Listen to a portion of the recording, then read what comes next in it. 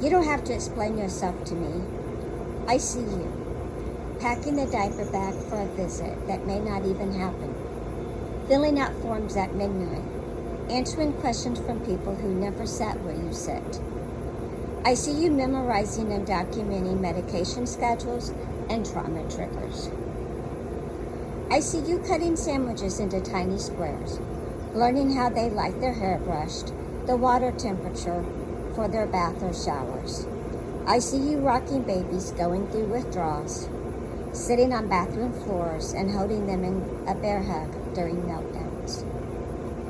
I see the way you love them, not halfway, not cautiously, not with one foot out the door, but fully. Even when they tell you not to get too attached, even when the paperwork calls you temporary or just the foster mom. Just. There's nothing just about waking up every day and choosing to love children born into heartbreak. There's nothing small about becoming a safe place for a child whose whole world has fallen apart. There's nothing insignificant about pouring yourself out for kids who may never fully understand what you carried for them. Yes, some days this life hurts. Some days you sit in rooms with professionals discussing the child you tucked in the night before like you're simply a babysitter with extra paperwork. Some days your opinion is ignored by people who barely know the child's middle name or birthday. Some days you cry in the car after court because your heart is carrying things your mouth wasn't allowed to say. And honestly, we sometimes wonder if this version of motherhood can even count. If it's still sacred when it feels messy. Excuse me. If God still sees you when everybody else overlooks you.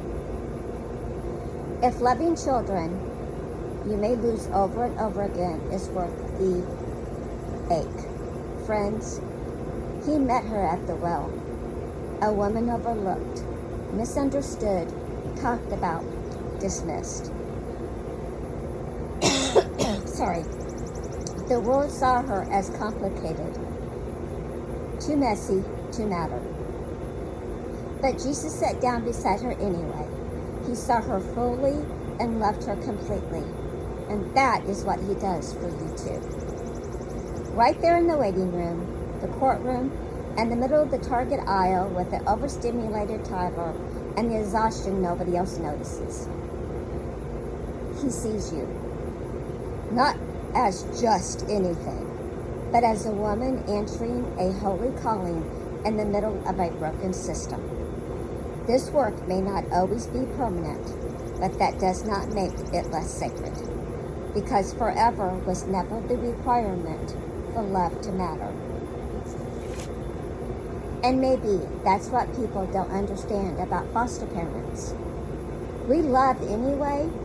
We love in the middle, in the uncertainty, in the waiting, the grief, in the not knowing.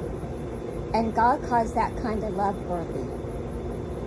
So no, you don't have to explain yourself. Heaven already sees you. This is his expert from the Feather Nest blog. I am Andrea from Blessed by Adoption. Thank you for stopping by.